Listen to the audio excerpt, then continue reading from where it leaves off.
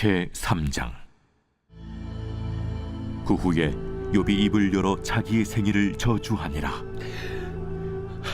욥이 입을 열어 이르되, 내가 난 날이 멸망하였더라면, 산의 아이를 베었다 하던 그 밤도 그러하였더라면, 그 날이 캄캄하였더라면, 하나님이 위에서 돌아보지 않으셨더라면, 빛도 그 날을 비추지 않았더라면, 어둠과 죽음의 그들이 그 날을 자기의 것이라 주장하였더라면, 구름이 그 위에 덮였더라면, 흑암이 그 날을 덮었더라면, 그 밤이 캄캄한 어둠에 잡혔더라면, 해의 날수와 달의 수에 들지 않았더라면, 그 밤에 자식을 베지 못하였더라면, 그 밤에 즐거운 소리가 나지 않았더라면, 나를 저주하는 자들 곧 니워 야단을 격동시키기 익숙한 자들이 그 밤을 저주하였더라면, 그 밤에 새벽별들이 어두웠더라면, 그 밤이 광명을 발할지라도 얻지 못하며 동틈을 보지 못하였더라면 좋았을 것을. 이는 내 모태의 문을 닫지 아니하여 내 눈으로 환난을 보게 하였음이로구나. 어찌하여 내가 태에서 죽어 나오지 아니하였던가? 어찌하여 내 어머니가 해산할 때 내가 숨지지 아니하였던가? 어찌하여 무릎이 나를 받았던가? 어찌하여 내가 젖을 빨았던가? 그렇지 아니하였던들 이제는 내가 평안히 누워서 자고 쉬었을 것이니, 자기를 위하여 폐허를 일으킨 세상 임금들과 모사들과 함께 있었을 것이요, 혹시 금을 가지며 은으로 집을 채운 고관들과 함께 있었을 것이며, 또는 낙태되어 땅에 묻힌 아이처럼 나는 존재하지 않았겠고 빛을 보지 못한 아이들 같았을 것이다. 거기서는 악한 자가 소요를 그치며, 거기서는 피곤한 자가 쉼을 얻으며, 거기서는 갇힌 자가 다 함께 평안히 있어 감독자의 호통 소리를 듣지 아니하며, 거기서는 작은 자와 큰 자가 함께 있고 종이 상전에게서 놓이느니라. 어찌하여 고난당하는 자에게 빛을 주셨으며 마음이 아픈 자에게 생명을 주셨는고? 이러한 자는 죽기를 바라도 오지 아니하니, 땅을 파고 숨긴 보배를 찾음보다 죽음을 구하는 것을 더하 무덤을 찾아 얻으면 심히 기뻐하고 즐거워하나니, 하나님에게 둘러싸여 길이 아득한 사람에게 어찌하여 빛을 주셨는고? 나는 음식 앞에서도 탄식이 나며, 내가 앓는 소리는 물이 쏟아지는 소리 같구나. 내가 두려워하는 그것이 내게 임하고, 내가 무서워하는 그것이 내 몸에 미쳤구나. 나에게는 평온도 없고 안일도 없고 휴식도 없고 다만 불안만이 있구나.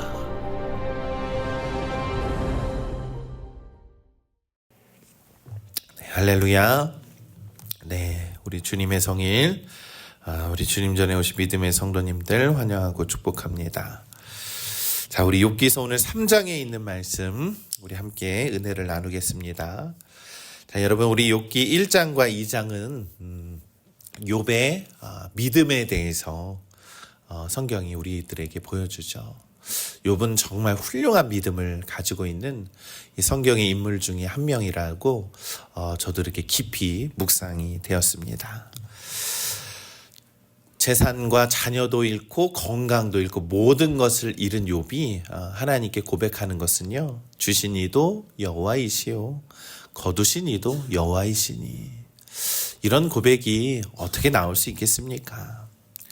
우리가 하나님께 복을 받았은즉 화도 받지 않겠느냐.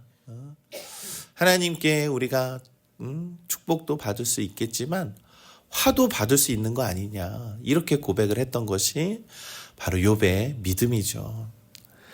여러분, 이 욥의 믿음은 굉장히 성숙하고 아주 깊이 있는 믿음을 가진 그러한 성경의 인물인 줄 우리는 믿습니다.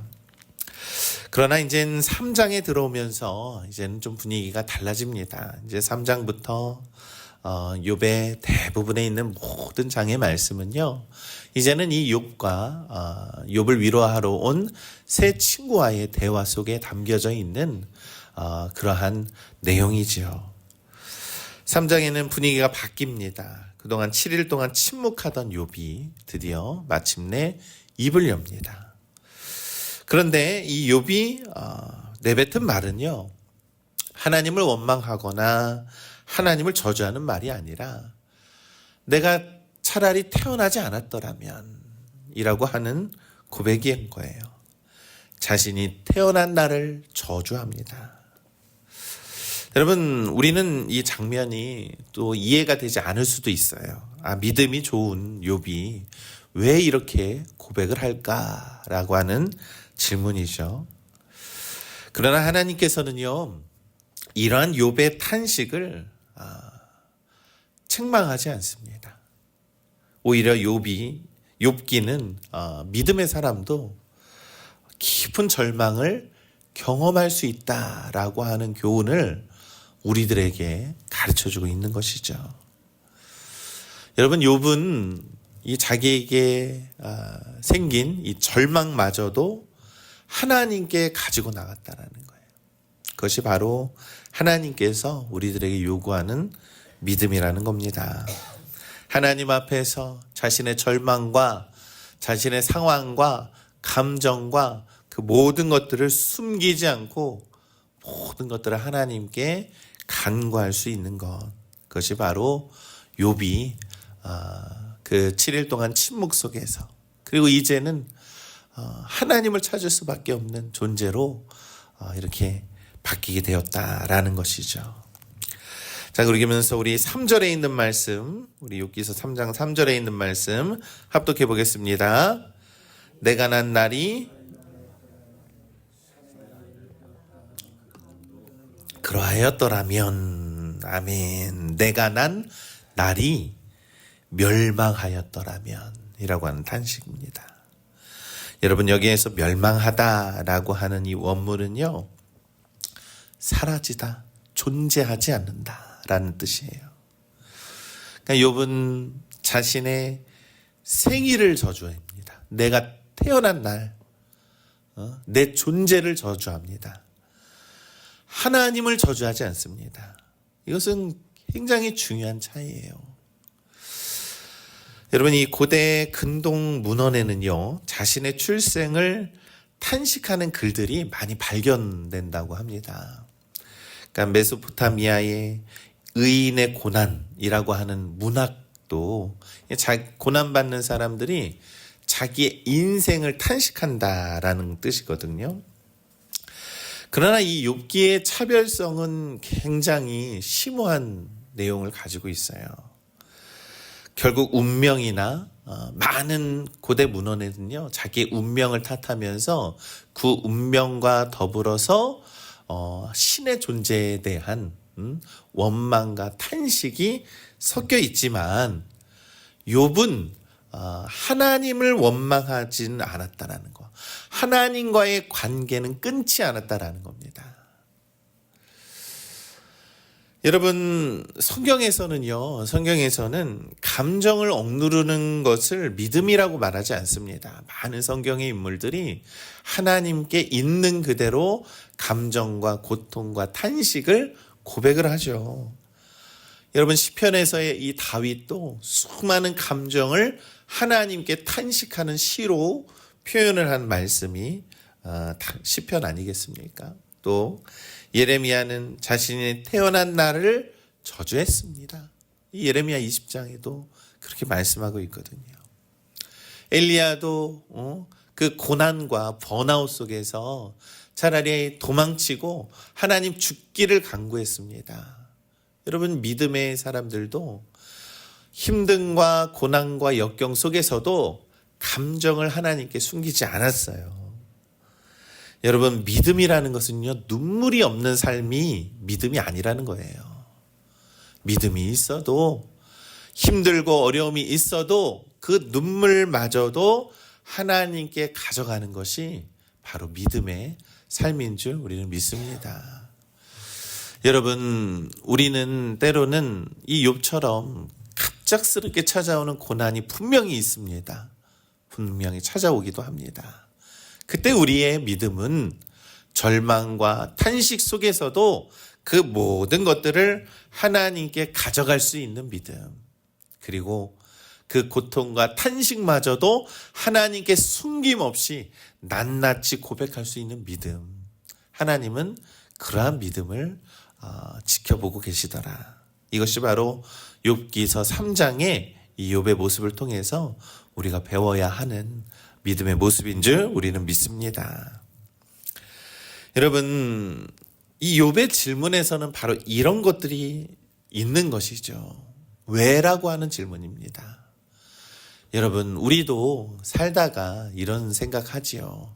아니, 저 사람은 참 예수님도 잘 믿고 참 신앙생활도 참 바르고 또 행실도 착한데 왜 이렇게 저 사람은 이렇게 고난이 많아, 이렇게 역경이 많아 라고 하면서 왜라고 하는 질문을 하게 되죠. 여러분, 그것은요, 우리가 해결할 수 있는 문제가 아닙니다. 우리는 그 뜻을 알 수 없는 존재들이라는 거예요. 그게 바로 우리의 존재입니다. 그래서 욥은요, 자신의 존재에 대한 의문을 하나님께 고백한다라는 거예요. 6절에서도 왜 내가 태어났는지, 왜 그러한 날이 있는지 이렇게 한탄하죠. 그리고 11절에도 이렇게 얘기를 합니다. 왜 태어나자마자 죽지 않았는지 이렇게 얘기를 하죠. 20절에는 또 이렇게 얘기합니다. 우리 20절에 있는 말씀을 한번 합독해 보겠습니다. 어찌하여 고난당하는 자에게 생명을 주셨는고. 여러분, 이렇게 고백을 합니다.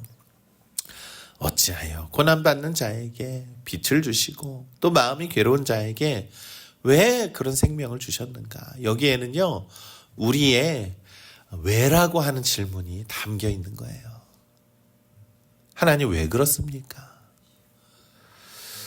여러분, 여기에서의 이 빛이라고 하는 것은요, 히브리어 원문으로 보면은요, 창세기 1장에서 하나님께서 창조하신 생명의 시작을 의미하는 단어예요. 욥은 이 생명에 있는 모든 창조조차도 우리는 조금도 이해할 수 없는 존재다라고 하는 아주 깊은 의미가 담겨 있는 것이죠. 그래서 여러분, 이것은요, 욥의 절망이 아닙니다. 욥의 절망이 아니라 우리가 인간으로서 존재하는 것에 있어서 가장 깊이 있는 질문이라는 거예요. 하나님 왜 그렇습니까? 이 존재의 이유가 무엇입니까? 왜 의로운 사람이 고난을 받아야 하죠? 그리고 왜 이렇게 의로운 사람이 고난받는데 하나님은 왜 가만히 계십니까?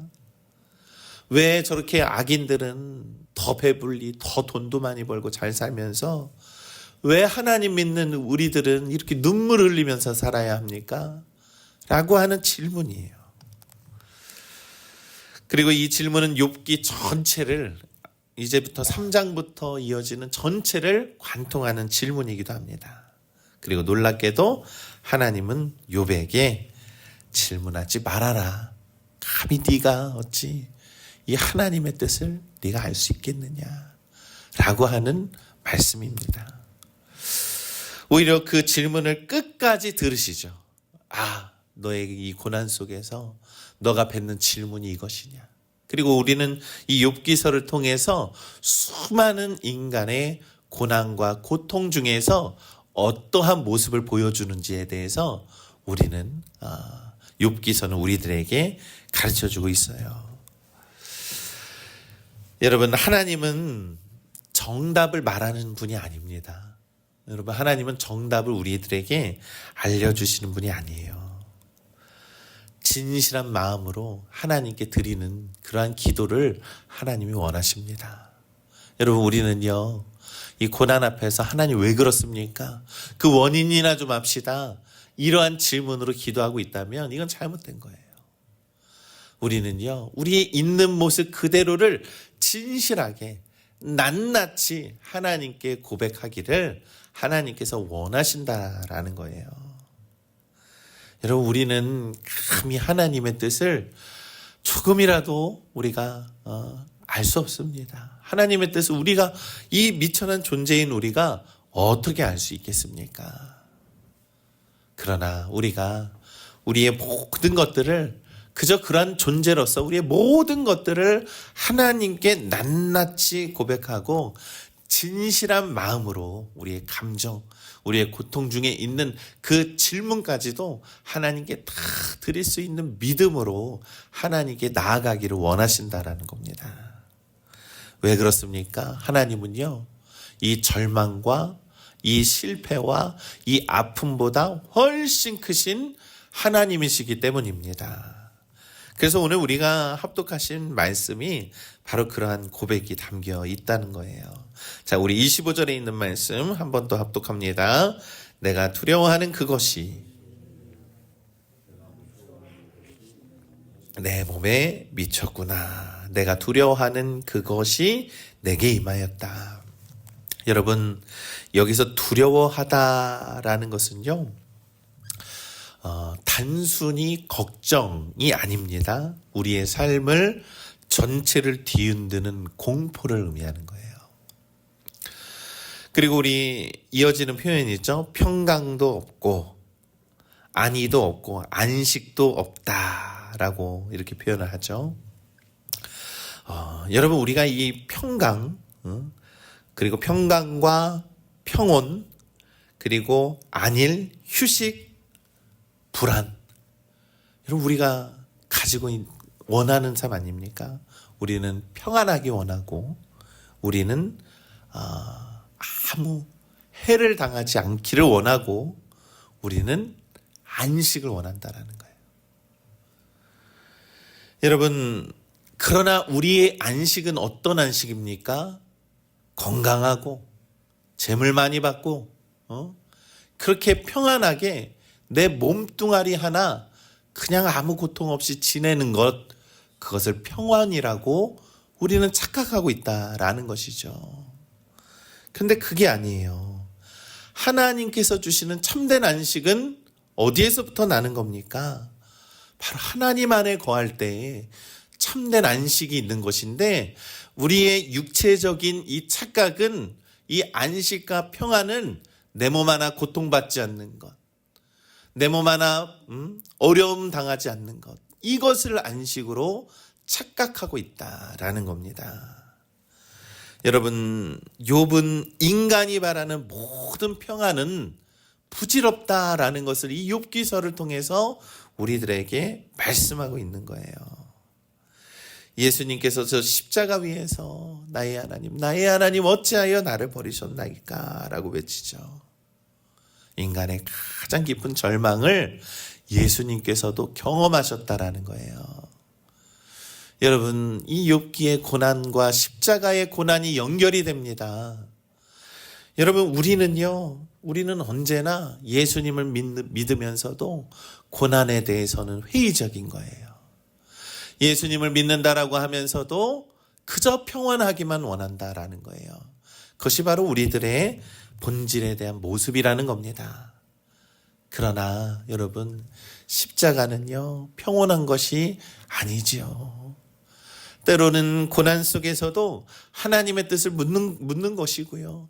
때로는 고통과 아픔 속에서도 하나님의 뜻을 깨닫는 통로가 되는 것이 바로 우리의 삶과 인생의 고난과 역경 아니겠습니까? 이 욥기서 3장은 바로 그것을 우리들에게 묻는 거예요. 예수님은 우리의 슬픔을 모르시는 분이 아닙니다. 하나님은 우리의 고통을 외면하는 분이 아니라는 겁니다. 우리의 연약함을 동정하시는 분이라는 것을 히브리서에서도 말씀하고 있습니다. 여러분, 탄식과 한탄은요, 믿음의 끝이 아니라 기도의 시작인 줄 우리는 믿습니다.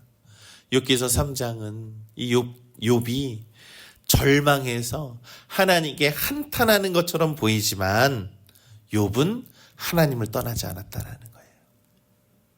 그 모든 것마저도 하나님께 맡기고 하나님께 질문하고 하나님 앞에서 울고 하나님 앞에서 자신의 아픈 모든 것을 쏟아냈다라는 것이죠. 사랑하는 우리 믿음의 성도 여러분, 우리의 믿음도 이와 같습니다. 믿음은 평안하고 평온하고 그것이 전부가 아니에요. 고난 속에서도 하나님을 찾는 것이 믿음입니다. 고통과 아픔과 역경 속에서도 그것을 감당하고 하나님의 뜻을 이루는 것이 믿음이라는 겁니다. 그것을 바로 욥의 고난에서 우리들에게 말씀하고 있는 거고요.